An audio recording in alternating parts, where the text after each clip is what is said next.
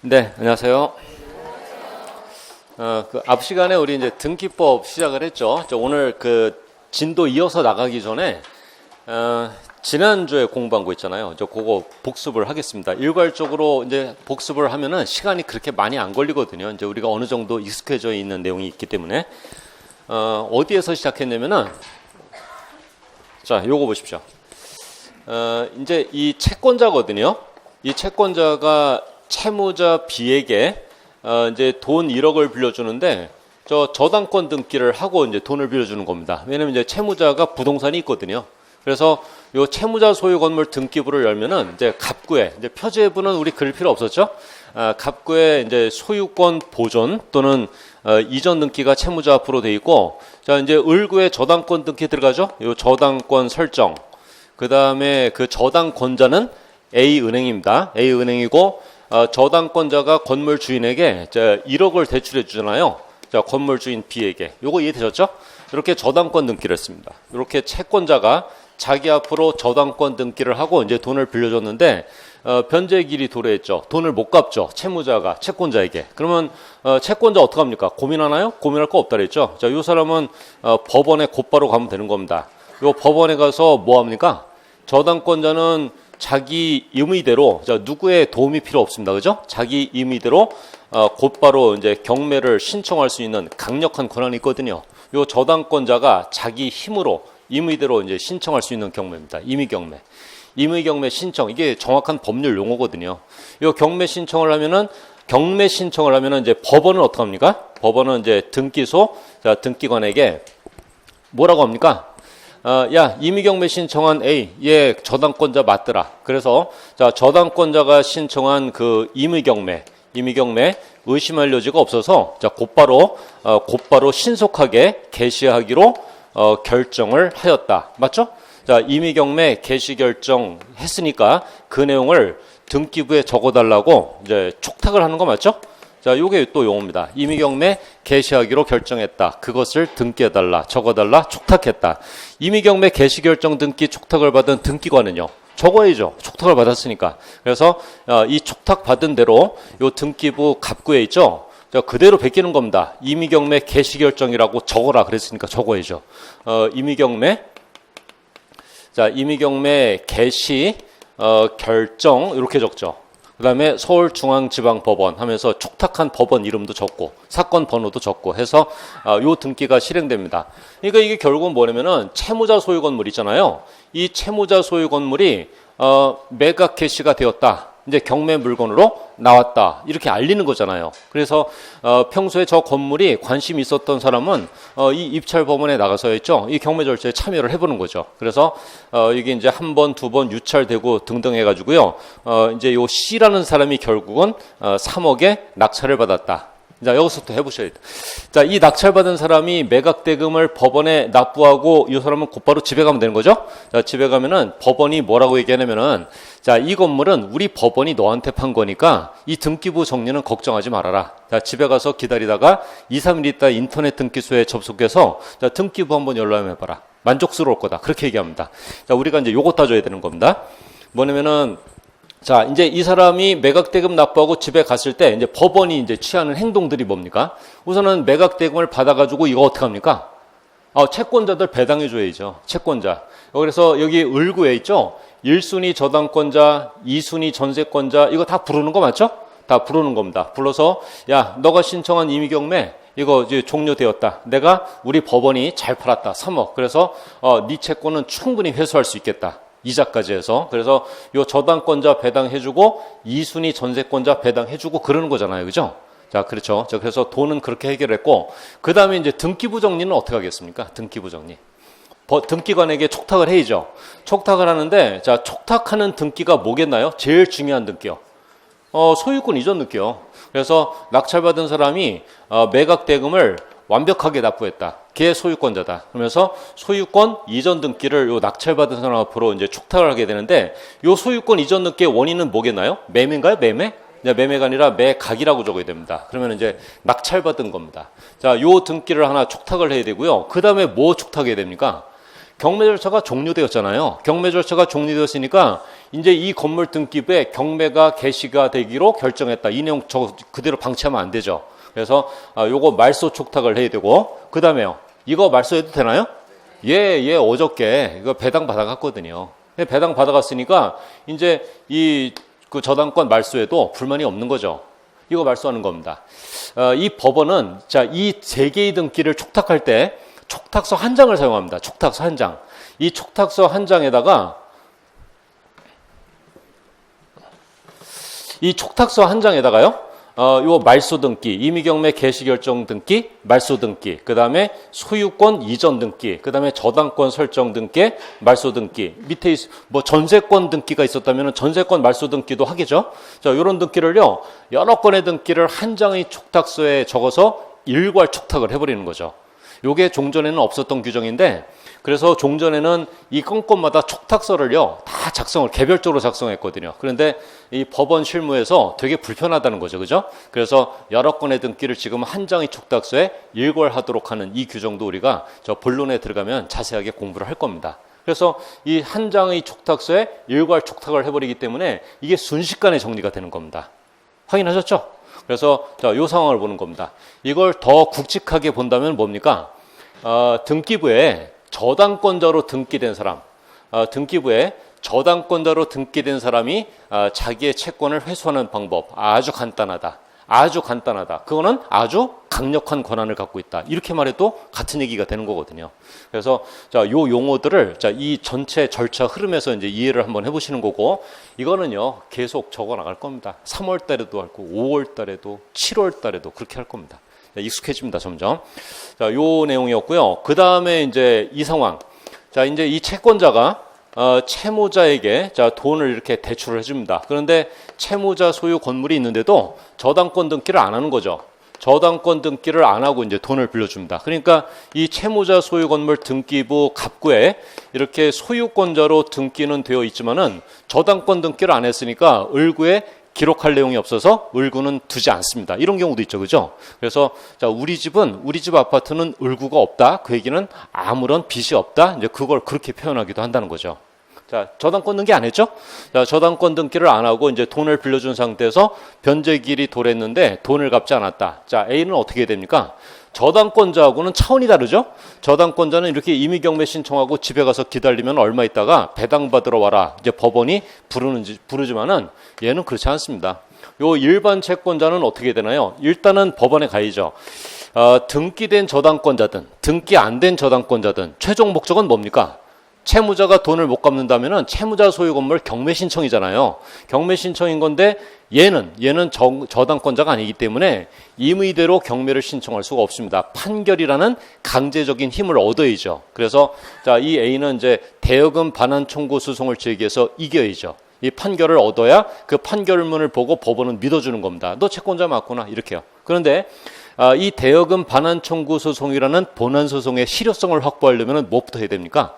가압류부터 해야죠. 왜냐면은 대여금 반환 청구 소송을 그냥 맥없이 제기를 해버리면은 얘가 집을 팔아버릴 수도 있죠. 집 팔아버리면은 이겨봤자 아무 의미 없는 판결이 되니까 이 본안 소송의 실효성을 확보하기 위해서 먼저 이제 가압류를 신청한다.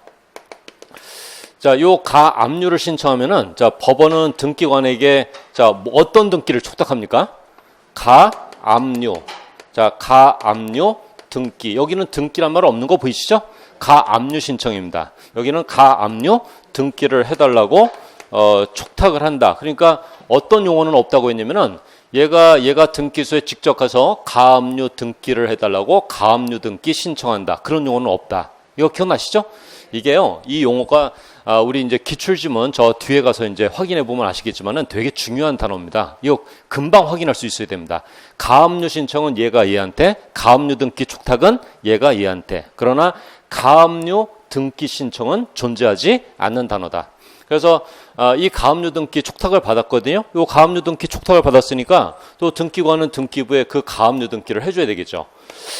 이 가압류 등기를 할 때 가압류 채권자의 이름을 적고요. 그 다음에 얘가 가압류 채권자가 건물 주인에게 요구하는 내용을 적어야 되는데 1억 달러 그 얘기잖아요. 그러니까 가압류에 의해서 보존되는 권리, 가압류의 이건 기출지문입니다. 가압류의 피보전 권리는 금전 채권이다. 이거 뭐 읽는 거네요. 등기부를요.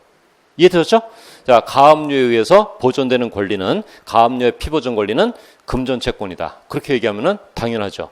그래서 요 가압류 등기가 들어갔습니다. 그렇지만은 가압류 등기가 들어갔다고 하더라도요, 이거 처분이 금지가 되는 건 아니죠. 그래서 건물 주인이 가압류가 되어 있는 자기 단독주택을 파는 거 괜찮습니다. 이렇게요. 요 사람이 누구였냐면은 전철우 씨였죠. 전철우 씨. 가압류가 뭐가 무섭지 하면서 들어온 사람이요. 그래서 요 이전 등기가 가능합니다. 이게 이제 불가능하지 않을까 하는 의심이 드는 분은 왜 그러냐면요. 실제 등기부에서 가압류 가처분 등기를 보면은 여기다가 뭐 일체의 처분 행위를 금지함 이렇게 적어놨거든요. 그 금지한다는 거는 이걸 금지하는 게 아니라 강력히 공고하는, 즉 경고하는 내용입니다. 강력하게 경고. 그러니까 이 가압류가 되어 있는 건물은 채권자가 채무자를 상대로 지금 대여금 반환 청구 소송 측에서 경매 신청하려고 준비하는 거야. 조심해. 이런 의미거든요. 그래서 요 금지함이라고 적혀 있지만은 가능하다는 거 주의하셔야 되고, 야 경고했는데 들어오는 건 괜찮아. 그 위험 부담 책임은 네가 다 감수하는 거니까, 이런 뜻입니다. 자, 들어왔습니다. 자, 가압류 채권자는 뭐 합니까? 이제 가압류를 해놔서 분명히 제3자들에게 경고했으니까 대여금 반환 청구 소송을 제기하면 되죠. 대여금 반환 청구 소송 제기해서 이기면은요, 판결을 얻게 되죠. 그 판결문 들고 뭐 하면 됩니까? 이제 판결이라는 강제적인 힘을 얻었으니까 얘도 이제 저당권자하고 동급이죠. 이제 판결을 이용해서 경매 신청할 수 있는 권한이 생긴 겁니다. 비로소. 그래서 이제 판결문 들고 강제 경매를 신청하는 겁니다. 맞죠? 요 사이에 제가 대여금 반환 청구 소송, 그 지난주에는 적었지만 안 적은 이유가 문제풀이에서는요, 대여금 반환 청구 소송이라는 용어가 등장을 안 하거든요.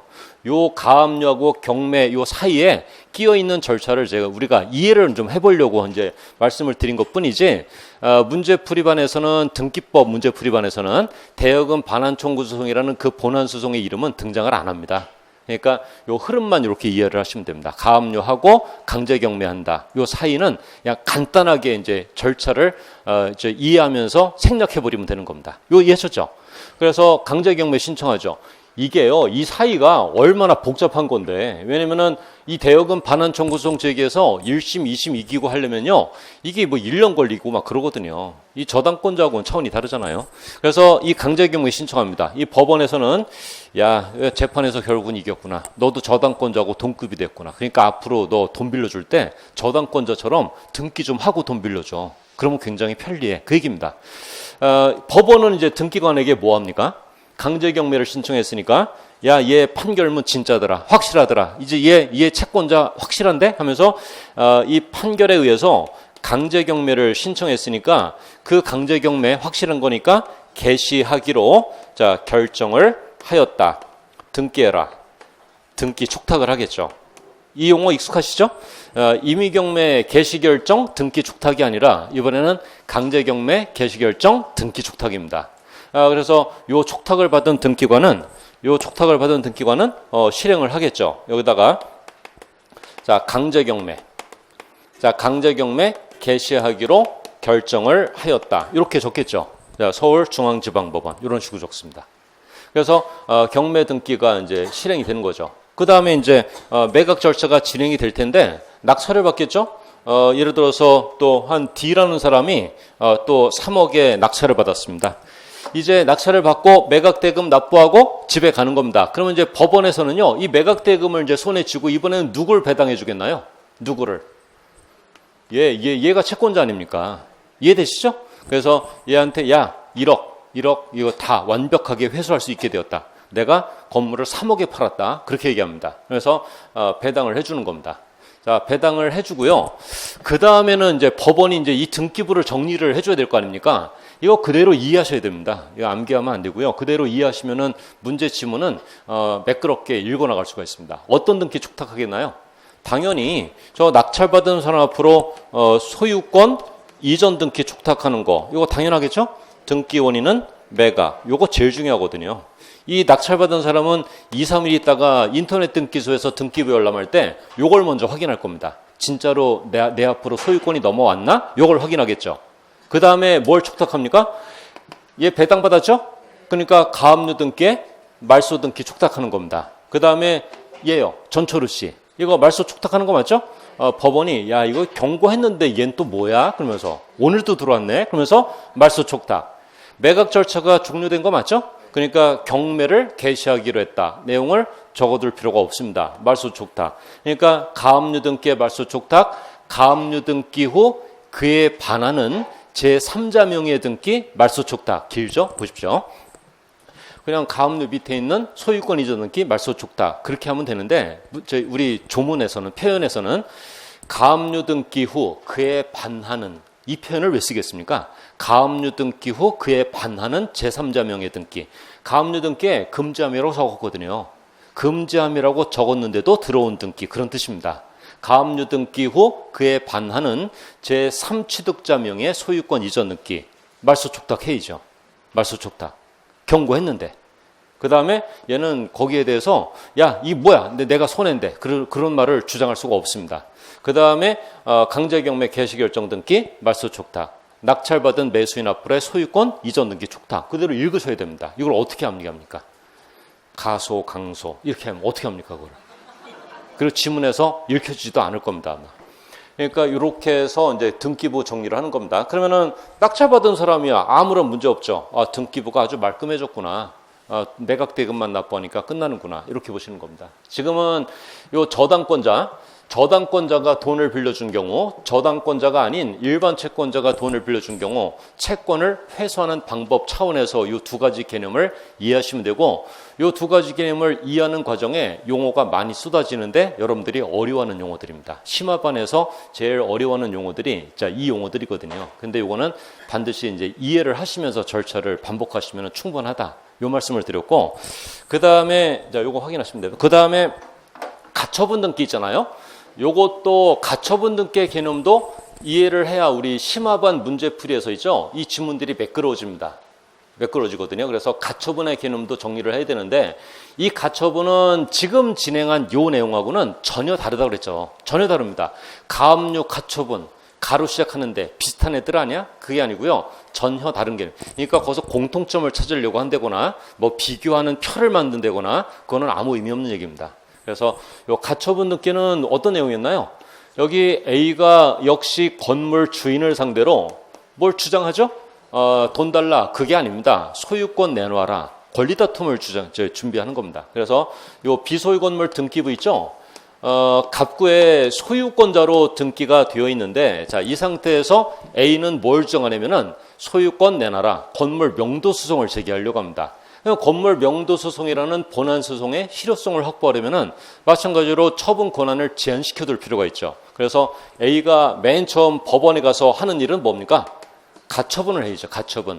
처분을 금지하는 처분을 금지하는 가처분 신청을 하는 거 맞습니다. 그죠? 이 가처분 신청을 받은 법원은 신속하게 이 가압류 가처분의 생명은 신속성입니다.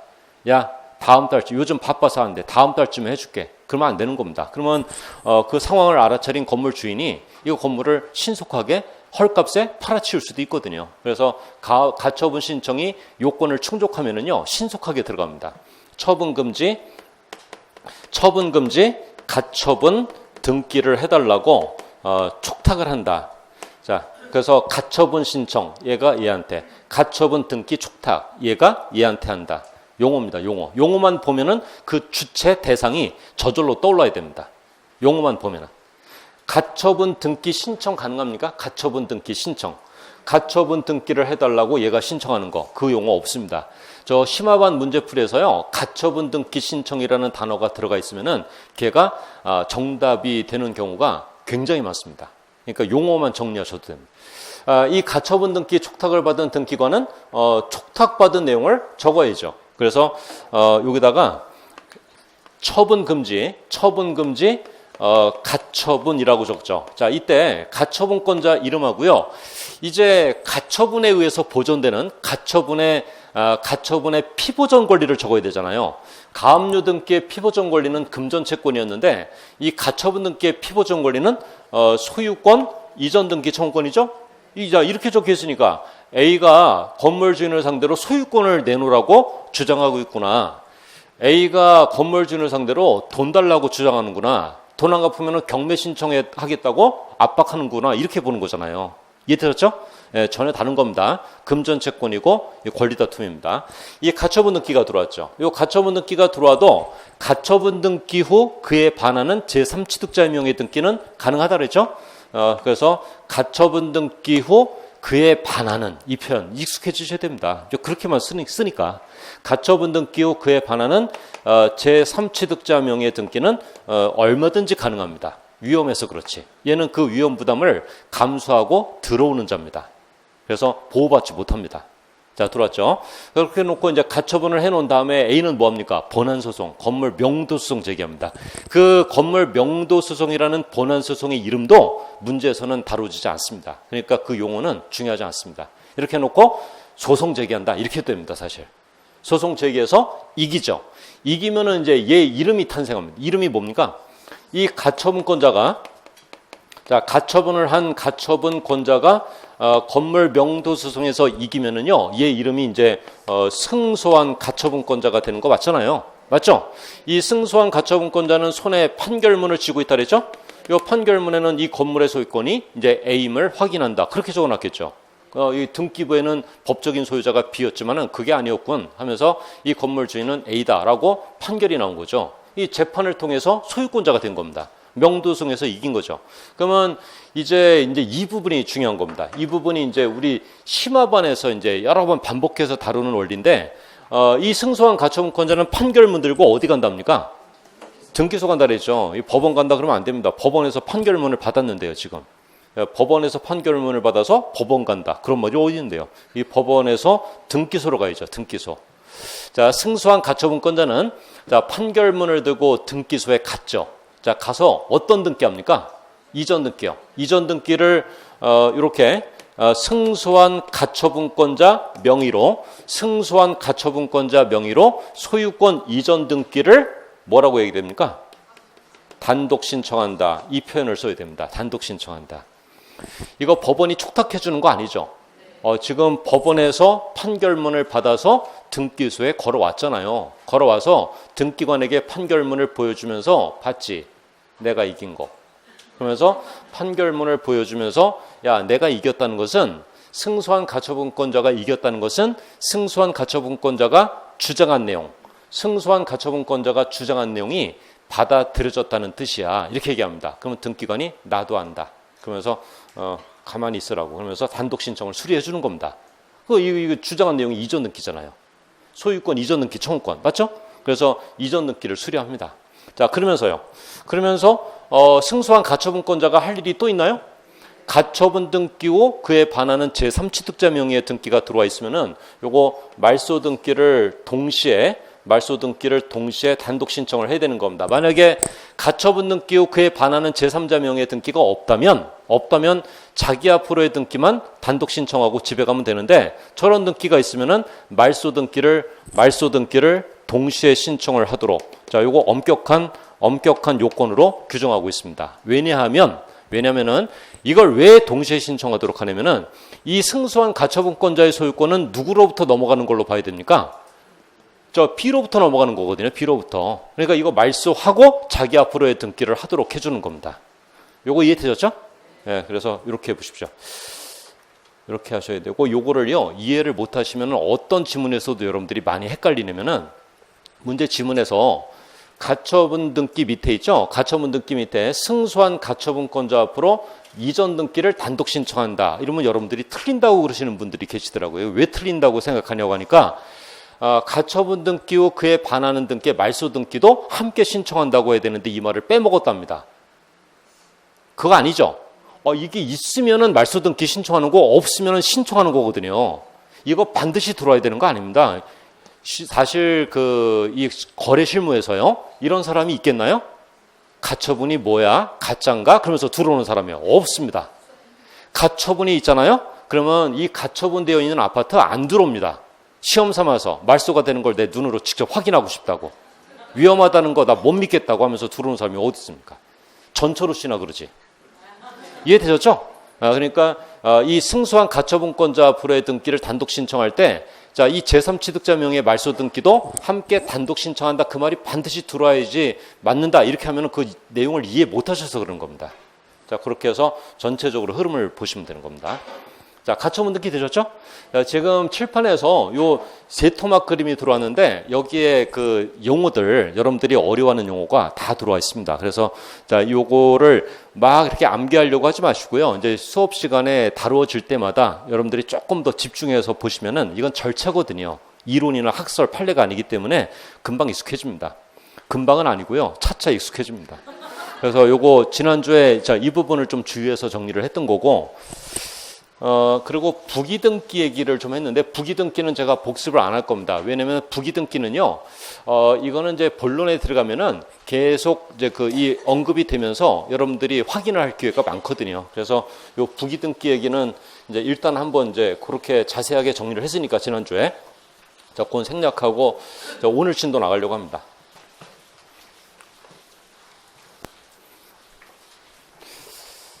자, 오늘은 이제 그 진도를 나가기 전에 이렇게 오늘 수업 자료 좀 보십시오.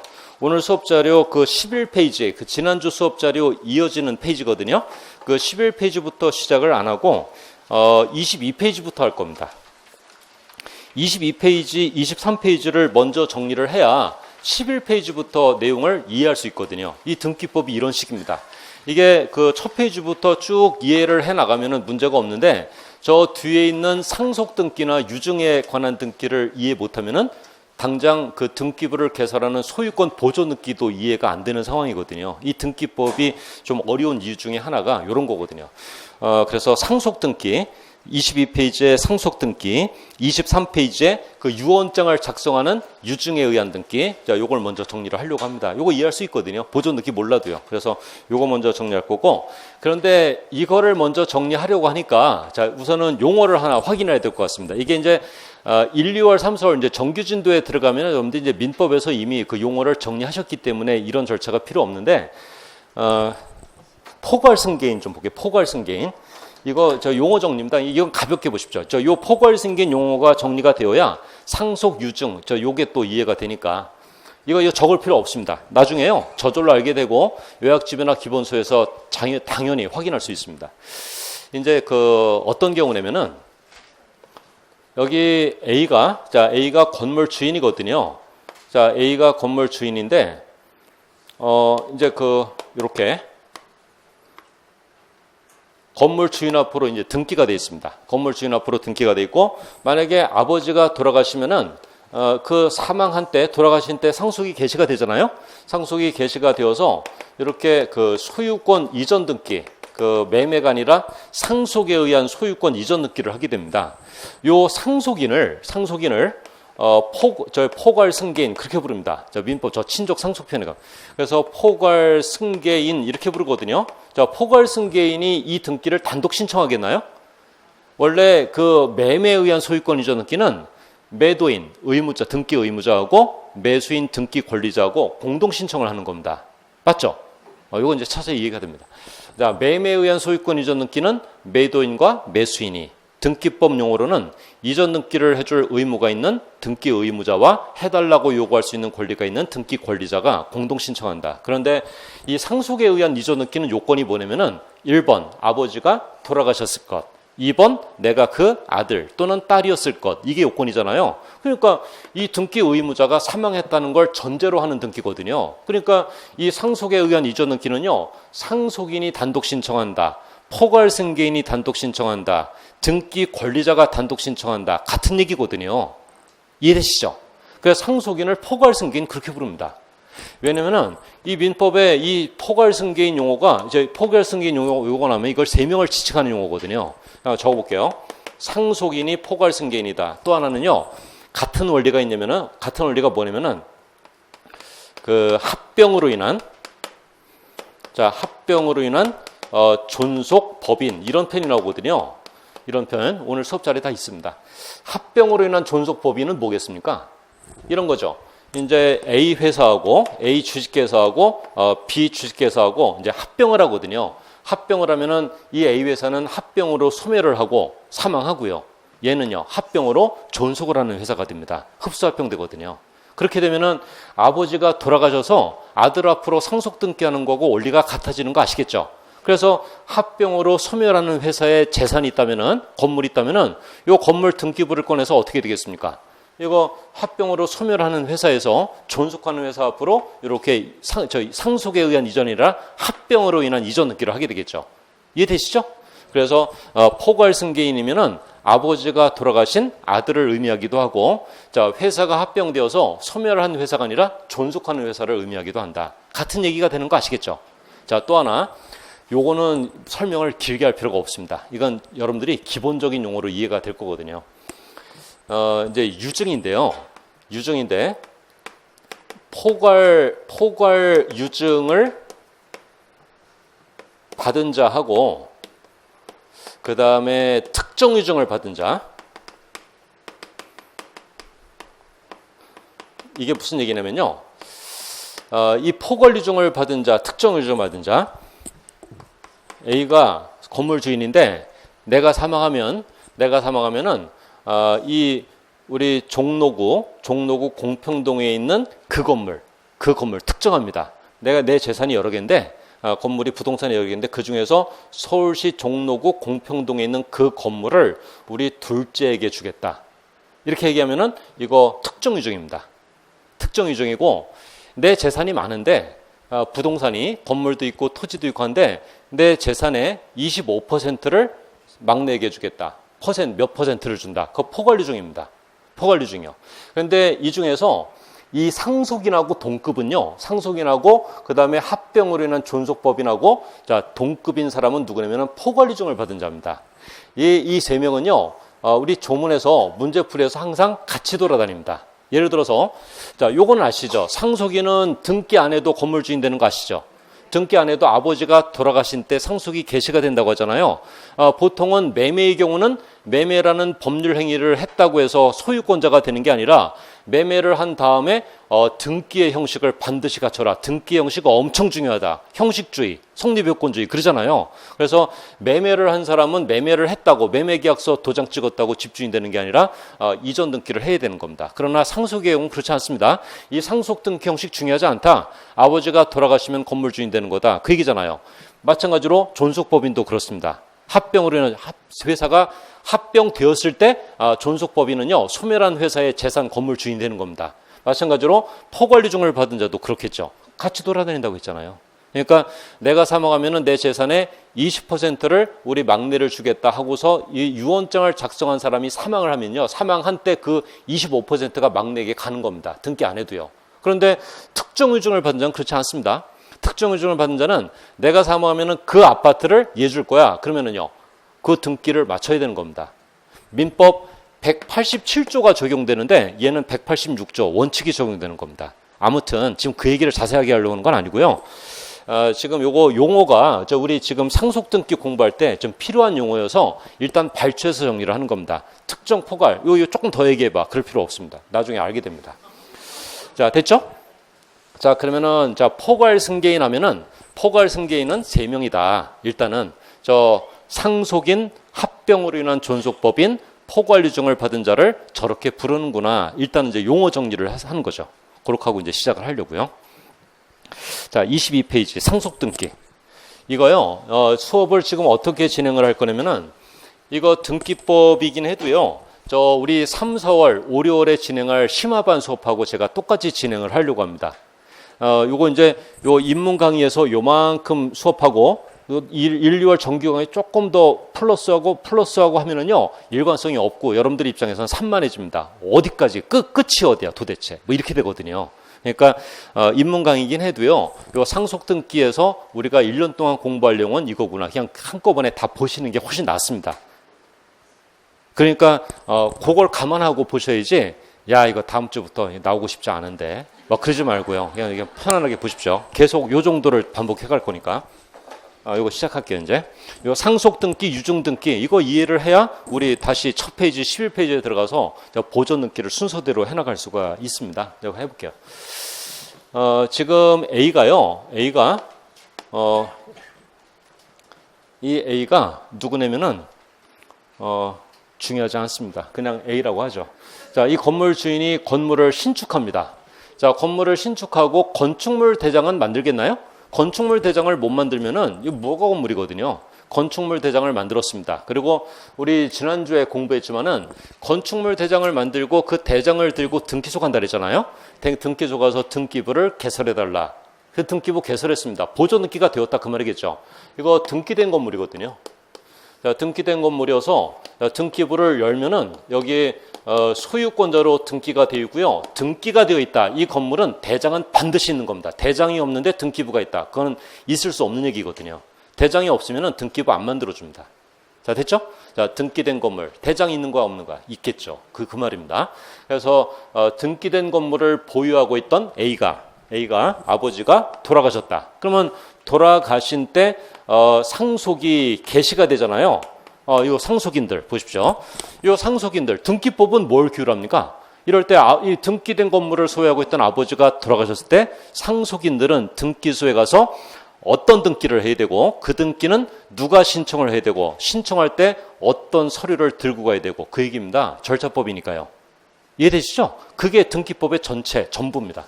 그래서 그거 따지면 되는 거죠. 자, 일단은 어떤 등기하면 됩니까? 이 상속인들이요. 보통은 상속 등기한다 그렇게 부르지만은 상속 등기의 정식 명칭은 소유권 이전 등기입니다. 그래서 소유권 이전 등기를 요 상속인들 앞으로 하는 거고요. 등기 원인이 상속이고 만약에 등기 원인이 매매일 때는 원인 일자를 매매한 날짜를 적는데 상속일 때는 아버지 돌아가신 날짜를 이렇게 적는 겁니다. 그래서 등기 원인 및 그 연월일을 기록한다. 그렇게 얘기합니다. 등기 원인 및 그 연월일. 매매일 때는 매매한 날짜, 상속은 아버지 돌아가신 날. 아버지 언제 돌아가셨지? 하는 분은 등기부 열문 나옵니다. 등기부 열문. 요게 나옵니다. 요게 돌아가신 날짜입니다. 그래서 상속을 원인으로 하는 소유권 이전 등기가 실행된다. 이제 그건 됐죠? 이제 어떤 등기하는지는 알게 되었으니까 이 등기를 신청하는 방법, 요게 등기법의 핵심이거든요. 본론이거든요. 자, 어떻게 신청하냐면은 상속인들이 신청하겠죠. 왜냐면은 이 피상속인은 사망했잖아요.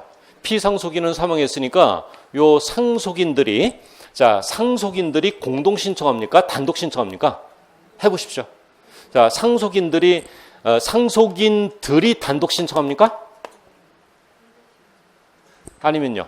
제가 이걸 또 지우겠나요? 공동 신청이라고 적으려고 이거 단독 신청입니다. 이 공동 신청은 뭐냐면은 등기 의무자와 등기 권리자가 갈 때 공동 신청인 겁니다. 사람 수를 따지는 게 아니고요. 그래서 등기 권리자가 10명이 가도요. 단독 신청입니다. 이해되시죠? 등기관 입장에서 등기소에 앉아 있다가 이 삼형제가 들어옵니다. 그러면 공동이네 오늘은 그렇게 보는 거 아닙니다. 우르르 들어오는 거 보니까 이게 뭐 공동 신청이구나 그게 아니고요. 등기 의무자와 권리자가 들어와야 공동 신청인 겁니다. 등기 의무자가 존재하지 아니하므로 상속 등기는 그렇게 시작합니다. 상속에 의한 등기는 등기 의무자가 존재하지 아니하므로 상속인들이 단독 신청한다. 상속인이 1명이어도 10명이어도 단독 신청이다. 이렇게 부르는 겁니다. 이해되셨죠? 자, 이렇게 단독 신청하는 거고 그 다음에 제3자가 대위 신청하는 것도 있겠느냐. 판례가 있습니다. 판례가. 그래서 이거 한껏 다 보시는 게 낫습니다. 어떤 경우가 있냐면은 그림을 여기서 다시 볼게요. 아버지가 생전에요. 대출을 받았습니다. 대출을 받았으니까 등기부 갑구 말고 을구예요. 요 저당권 설정 등기가 실행되어 있겠죠? 저당권자 비은행이고 채권액은 1억이라고요. 자, 그런데 이 채무자인 아버지가 돌아가셨다. 그러면 이 채권자 은행 입장에서는 어떻게 해야 됩니까? 사망한 사람을 상대로 경매 신청할 수는 없잖아요. 임의 경매 신청할 수는 없습니다. 요 상속 등기하는 걸 기다려야죠. 그래서 이 은행 채권자는 요 상속인 CD가 상속 등기하는 걸 기다립니다. 그런데 이 상속인들이 그 상속 등기를 게을리하죠. 그때는 어떻게 해야 되나요? 요 상속인들이 요 상속에 의한 등기를 게을리하면요. 요 상속 등기 신청에 있어서는 제3자에 불과한 채권자가 이거 대위할 수 있도록 판례가 나와 있습니다. 되셨죠? 왜 그럽니까? 왜 이 채권자가 상속 등기를 대위할 수 있도록 합니까? 강제로 집주인 만들어서 임의경매 하려고요. 임의경매 신청하려고. 이해되셨죠? 그러면은 요 상속 등기를 대위한다. 누가 대위하는 겁니까? 채권자가 대위하는 거죠. 단독 신청한다. 누가 단독 신청? 상속인들이요. 상속인들이 단독 신청한다. 맞죠? 그 얘기입니다. 그 다음에 자 이제 요게 중요합니다. 여기 삼형제가 있는데 있죠? 이게 가능하겠는지. 여러 명의 공동상속인이 있잖아요? 여러 명의 공동상속인이 있는데 아버지가 돌아가시면 뭐합니까? 상속재산 분할 협의를 하죠. 자, 큰형은 몇 프로, 둘째, 막내는 몇 프로. 그래서 상속재산 분할 협의를 하는 중인데 분할 협의가 안 됩니다. 일주일째 매일 만나고 있는데 저녁마다. 그러니까 이때 이런 거 가능합니까? 막내가 형들 그만해. 오늘 또 협의가 안 될 것 같아. 그래서 그냥 나갑니다. 야, 어디 가는데 알 거 없어. 그러면서 이 막내가 혼자 등기소에 가는 겁니다. 혼자 가서 그 전원 명의의 상속 등기하면 받아주겠나요? 이렇게요. 요 막내가 혼자 갔습니다. 그래서 우리 형들하고 도대체 말이 안 된다고. 그러면서 소유권 이전 그러면서 B, C, D 이거 했네요. 또 적으면 안 되겠네요. 자, 이거 있죠? 뭐 한 거냐면은 요 막내가 있죠? 막내가 혼자 가서 신청한 겁니다. 받아주겠나요? 받아주는 겁니다. 아니긴 뭐 안 받아줍니까? 그거 하려고 지금 이거 그거 하려고 이렇게 적어놓은 건데. 자, 이 한 명이 가서 그 전원 명의의 상속 등기 있죠? 전원 명의의 상속 등기 그거 받아주는 겁니다.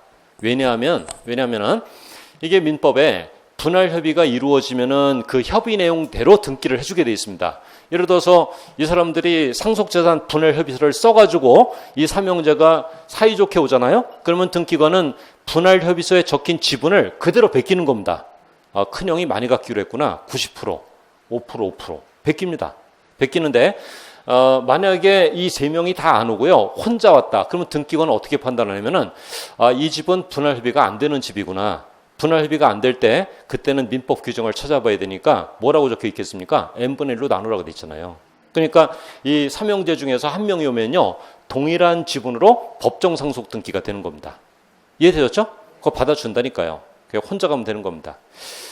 이 재작년인가 2년 전인가 3년 전에는요. 그냥 재벌급까지는 아니었는데 거의 준재벌급 되는 집에서 어떤 일이 벌어지냐면 이 아버지가 돌아가셨거든요. 아버지가 돌아가셨는데 5형제가 있었습니다. 5형제 중에서 셋째인지 넷째인지 동생이요. 아버지 돌아가시고 나서 2시간인가 3시간 있다 상속등기가 접수가 된 겁니다. 그건 준비하고 있어요. 아버지가 돌아가셨군. 그러고서 등기소를 뛰어간 겁니다. 그거는요. 그러지 않고서는 2-3시간 후에 상속등기가 접수될 일이 없죠. 가능하거든요. 그거. 그래서 요 한 명이 가서 자 이거를 이렇게 얘기합니다. 조문에서는 이거 판례 그대로 읽을 거니까 여러 명의 공동상속인 중 1인이 이렇게 시작합니다. 여러 명의 공동상속인 중 1인이 신청하는 전원명의 상속 등기는 등기할 수 있는 사항에 해당합니다. 맞죠? 여기서 읽어볼까요? 여러 명의 공동상속인 중 1인이 신청하는 전원명의 상속 등기는 등기할 수 있다. 맞죠? 그런데 이런 건 가능합니까?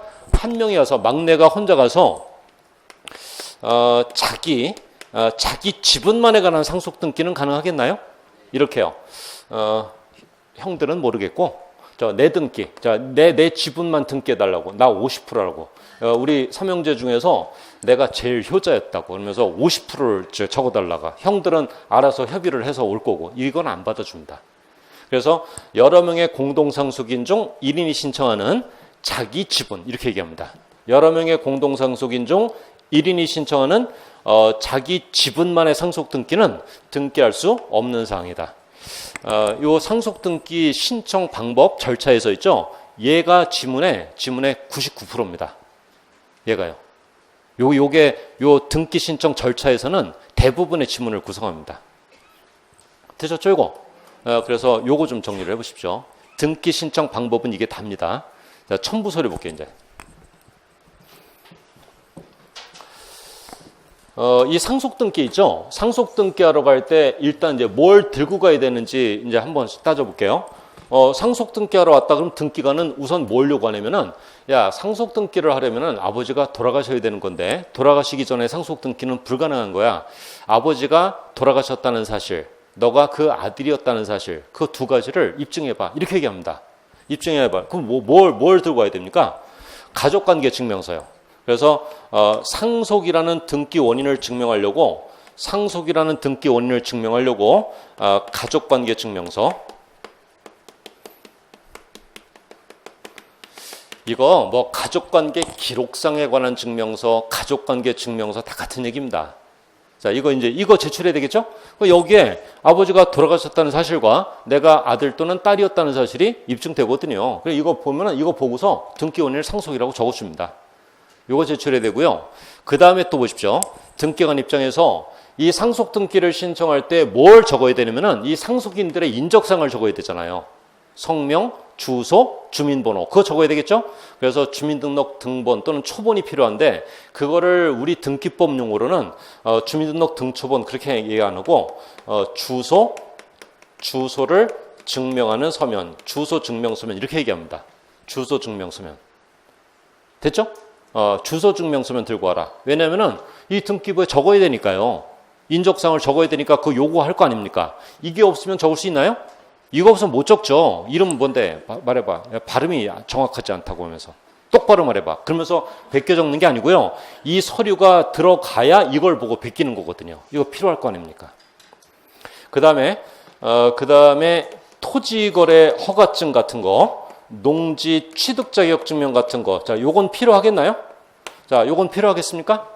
야, 너 토지를 거래했구나. 그렇게는 말 못 하잖아요. 그러면 이 상속인이 뭘 거래해? 아버지가 돌아가셔서 온 건데 돌아가신 때 상속이 개시가 되는 거라며 이렇게 오는 거죠. 그러니까 설령 이 상속인들이 토지거래 허가구역에 있는 땅을 상속받았다고 해서 이거 들고 와라 그러지는 않습니다. 이해되시죠? 상속인들이 농지를 상속받았다고 해서 농지증 들고 와봐 그러지는 않습니다. 이해되시겠죠? 이런 거 다 면제가 됩니다. 이런 걸 언제 요구하겠나요? 매매. 토지거래 허가구역에 있는 땅을 매수했다. 그 다음에 농지를 내가 매수했다. 그러면 저런 거 요구하는 겁니다. 이해되시죠? 그렇게 보는 겁니다. 이거는 투기방지 목적이잖아요. 큰 목적이. 근데 너 농지를 상속받은 걸 보니까 투기가 의심되네. 그렇게는 말을 못하는 겁니다. 이해되시겠죠? 이런 것도 잘 나옵니다. 그 다음에 자 마지막 서류. 상속재산 분할협의서. 자, 상속재산 분할협의서 있죠? 요거는 어떻게 작성을 하냐면은 삼형제가 모여야죠, 뭐. 삼형제가 모여서 형은 몇 프로, 동생은 몇 프로, 이렇게 막내는 몇 프로 해서 분할협의를 합니다. 그리고 그 협의서에 그 상속인 전원의 인감 도장을 꼭 찍어야 됩니다. 인감 도장을 찍고 그 다음에 이 분할협의서가 진정한 소유임을 등기관에게 입증을 해야 되는데 어떻게 입증하면 되겠습니까? 진짜야. 그렇게 말하나요, 말로? 말로 입증하는 게 아니고요. 이 협의서에 찍힌 도장과 동일한 인감증명서를 첨부해야 될 거 아닙니까? 맞죠? 그래서 상속인 전원의 인감증명서가 한 세트로 묶이는 거죠. 그러니까 이 상속재산 분할협의서가 제출되면은 등기관은 습관적으로요. 이 분할협의서를 넘겨봅니다. 넘겨서 그 상속인들의 숫자만큼 상속인 전원의 인감증명서가 첨부가 되었는지를 확인하고 그 다음에 이 도장, 찍힌 도장에 인용하고요. 그 뒤에 붙어있는 인감증명서 인용하고요. 일일이 다 대조합니다. 대조해서 불일치하면은 각하 결정됩니다. 이해되시죠? 그러면 이건 한 단어입니다. 한 단어. 상속재산 분할협의서와 상속인 전원의 인감증명. 한 세트인 거 이해되시죠? 상속재산 분할협의서 플러스 상속인 전원의 인감증명 한 세트입니다. 그거 제출되는 건데 이거 반드시 제출되어야 하나요? 아니면 제출 안 해도 되겠습니까? 제출 안 해도 됩니다. 왜냐면은 이게 제출이 되면은 이 삼형제가 같이 왔다 그 말이겠죠? 그럼 등기관은 받아주는 거죠. 협의가 잘 된 집이구나 하면서 이 협의서에 적혀 있는 지분을 등기부에 그대로 베끼는 거죠. 몇 프로. 그런데 만약에 분할협의서가 없이 막내가 혼자 왔다. 받아주나요? 아까 받아준다 그랬잖아요. 분할협의서 없이 상속재산 분할협의서 없이 자 5형제 중에서 한 명이 왔습니다. 그러면 야 이거 법정상속해주면 되겠네. 협의가 안 된 집이구나 하면서 법정상속 등기 n분의 1로 해서 동일한 지분의 등기가 이루어지면 되는 거기 때문에 저 4번 서류는요. 반드시 제출해야 되는 요건은 아니라는 거죠. 자 첨부 서류는 제가 답니다. 1년 동안 조정도 할 겁니다. 그러니까 이해를 하시면서 짚어가시면은 등기관 입장에서 필요하겠는지 조금만 판단하시면서 정리하면은 다 이해할 수 있습니다. 요 서류 정도 정리를 하면 되는 거죠. 자, 됐죠? 상속 등기의 굵직한 줄거리입니다. 신청 방법하고 첨부 서류. 신청 방법하고 첨부 서류 이렇게 정리를 하면 되는 거고요. 여기 이제 판례가 있는데 심화반하고 똑같이 한다고 했으니까 자 하나 더 할게요. 이제 끝납니다. 이제 이런 거 가능하겠나요? 이게 이제 이 집에서 원래 아버지가 3개월 전에 돌아가셨는데 상속재산 분할 협의가 끝내 안 됐습니다. 끝내 안 돼서 법정 상속 등기가 되었거든요. 동일한 지분으로. 근데 상속 등기를 마친 후 한 달 있다가 두 달 있다가 이 동생들이 뭐라고 하냐면은 형 다 가져 이렇게 얘기합니다. 그러니까 상속 등기가 끝난 다음에 우리는 상속 저 지분 필요 없었던 건데 괜한 욕심을 냈던 것 같아. 형 다 가져 그렇게 얘기합니다. 그러면 큰형은 뭐라고 해야 됩니까? 야 상속 등기 끝난 마당에 그런 말이 무슨 소용이야. 그러면 안 되고요. 야 안 늦었단다.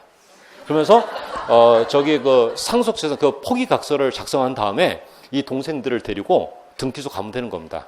등기소 가서 뭐라고 얘기하면은 요게 중요합니다. 뭐라고 얘기하면은 둘 중에 하나입니다. 글쎄 우리 동생들이 지분을 포기하기로 했다고. 그러니까 요 동생들이 취득했던 지분을 내 앞으로 이전해달라. 이렇게 요구를 해야 되겠는지 큰형이요.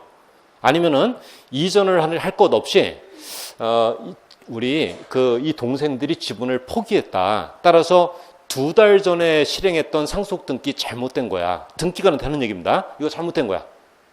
그러면서 고쳐줘. 어느 쪽이겠습니까?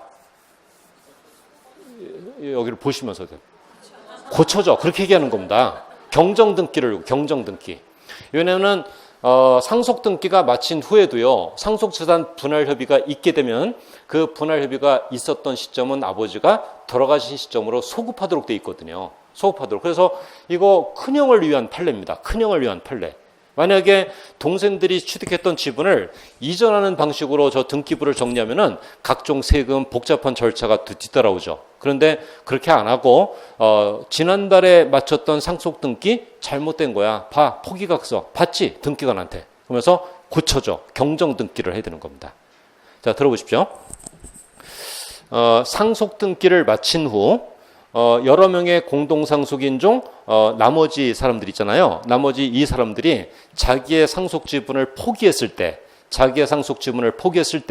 소유권 이전 등기를 한다. 소유권 경정 등기를 한다. 그 마지막을 읽는 거거든요. 소유권의 경정 등기를 한다. 그게 정답입니다. 자, 상속 등기는 요 정도 정리를 할 겁니다. 요 정도. 자, 전체적으로 됐죠? 내용. 절차입니다. 절차법. 자, 요거 하고요. 상속 등기 끝난 줄 알았더니요. 하나 더 있습니다. 보십시오. 이번에는 이제 미등기 건물을 상속받았을 때 요것도 중요하거든요. 자, 지금은 등기부가 있는 건물, 보통 일반적으로 등기부가 있죠. 자, 등기된 아파트를 상속받았을 때 등기된 건물을 소유하고 있던 아버지가 돌아가셨을 때 어떤 절차가 이루어지는지 이러한 절차가 이루어진다. 이번에는 이제 미등기 건물입니다.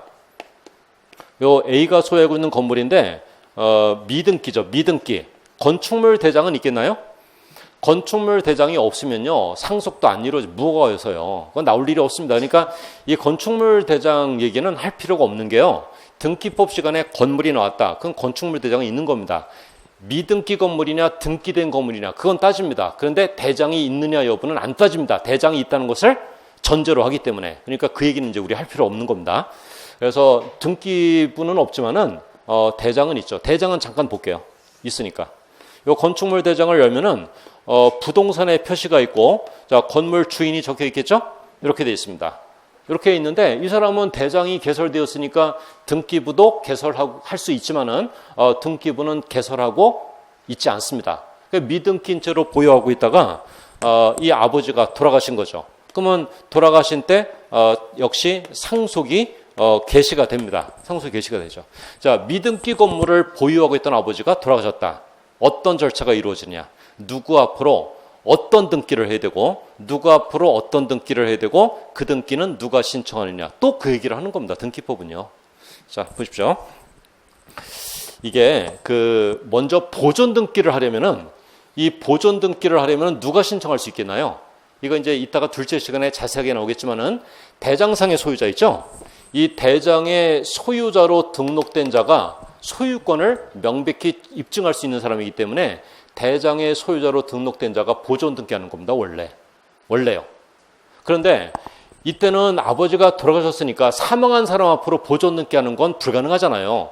이거 권리 능력이 없는 겁니다. 이 사망한 사람 앞으로 어떻게 등기합니까? 권리 능력이 없는데. 그러니까 이럴 때는 어떤 특례를 주냐면은 이 대장상 소유자가 사망했을 때는 그 상속인들 앞으로 직접 보존 등기하는 특례를 주게 되어 있습니다. 이거 아주 굉장히 큰 권한입니다. 그래서 여기에 소유권 보존 등기가 이루어지는데 누가 앞으로 이루어집니까? 포괄 승계인 앞으로요. 포괄 승계인. 상속인 맞죠? 포괄 승계인 3명 중 1명 맞잖아요. 이 포괄 승계인 앞으로 이제 소유권 보존 등기가 이루어진다. 원래는 대장상 소유자가 보존 등기하는 게 원칙인데 대장상 소유자가 아닌 자가 보존 등기를 할 수 있는 사람이 있는데 그게 바로 포괄 승계인이다. 여기서 그 포괄 승계인이라는 말을 쓰는 이유는요. 상속인만 그런 게 아니고요. 합병을 의뢰한 존속법인도 보존 등기할 수 있고 그다음에 포괄 유증을 받은 자 맞죠? 포괄 유증을 받은 자도 자기 앞으로 대장상 소유자는 아니지만은 직접 보존 등기할 수 있는 권한이 있어서 여기서 이제 포괄 승계인 그 말을 쓰는 겁니다. 이렇게 합니다. 자, 이제 어떤 차이가 있나요? 등기된 건물을 상속받았을 때는 소유권 이전 등기하는 거 맞죠? 근데 미등기 건물을 상속받았을 때는 상속 등기합니까? 소유권 보존 등기하는 거예요. 소유권 보존 등기요. 그러니까 상속인들이 항상 여러분들이 얘기하는 상속 등기, 즉 상속을 원인으로 하는 소유권 이전 등기를 하는 게 아니라 미등기 건물을 상속받았을 때는 보존 등기를 한다는 거 주의하셔야 되고요. 원리는 같습니다. 이 보존 등기요. 상속인들이 보존 등기를 하는데 이것도 가능하겠나요? 여러 명의 공동 상속인 중에서 한 명이 가서 전원 명의 보존 등기하는 거 가능하겠나요? 가능하도록 해줘야죠. 이해되시죠? 그 지문을 생소하게 보시면 안 됩니다. 미등기 건물 얘기구나 이렇게 판단하셔야 됩니다. 여러 명의 공동상속인 중 1인이 신청하는 전원명의 보존 등기는 등기할 수 있으나 여러 명의 공동상속인 중 1인이 신청하는 자기 지분만에 관한 보존 등기는 등기할 수 없다. 이제 그 얘기를 하면은 미등기의 경우, 미등기의 사례를 얘기를 하는 거로 여러분들이 편안하게 그냥 받아들이시면 되는 거지 특이한데 이렇게 보시면 안 됩니다. 됐죠? 일단은요, 이거 좀 쉬었다 갈게요. 지금 뭐 봤냐면은 우선은 우리 앞부분에서 지난주에 공부한 거 정리했습니다. 이제 등기된 저당권자, 등기 안 된 일반 채권자 나눠가지고요. 자, 가압류, 그 다음에 경매 개시결정 등기 등등등 절차 실행되는 모습 다시 확인했고, 가처분 등기의 개념, 용어, 절차 확인했고, 그 다음에 이제 우리 보존 등기 이제 본론을 들어가야 되는데 상속 등기하고 유증에 의한 등기가 이 밑바탕에 깔려 있어야 되기 때문에 이제 그 부분을 먼저 정리하는 겁니다. 등기된 부동산을 상속받은 경우, 미등기 부동산을 상속받은 경우 이렇게 봤고, 요거 정리를 하려고 하니까 요 미등기 부동산을 상속받은 경우 얘기하려고요. 이 포괄 승계인 용어 미리 잠깐 당겨서 본 거고요. 자, 그 얘기는 조금 생소해도요. 그냥 내버려 두시면은 나중에 편안하게 정리합니다. 이제 좀 쉬었다가 뭐 할 거냐면은 이 상속의 경우는 어떤 경우냐면은 아버지가 건물을 소유하고 있던 아버지가 돌아가시기 전에 내가 사망하면은 이 건물을 어떻게 하겠다, 누구 주겠다 이에 대한 언급이 없이 돌아가신 거 맞죠? 그냥 건물 소유자였던 아버지가 그냥 돌아가신 겁니다. 그러면은 이러한 일이 발생한다. 이제 좀 쉬었다가 할 거는 뭐냐면은 이제 아버지가 생전에요 적극적으로 유언장을 작성합니다. 유언장. 내가 사망하면은 이 아파트는 우리 큰아들도 있지만은 막내를 주겠다. 이렇게 큰아들 입장에서는 충격이죠. 그래서 큰아들 말고 요 아파트, 요 30평 아파트는 막내를 주겠다. 그렇게 얘기를 합니다. 그렇게 하고 유언장을 작성한 다음에 사망을 하였다. 어떤 일이 벌어지느냐. 이제 그 얘기입니다. 좀 쉬었다 할게요.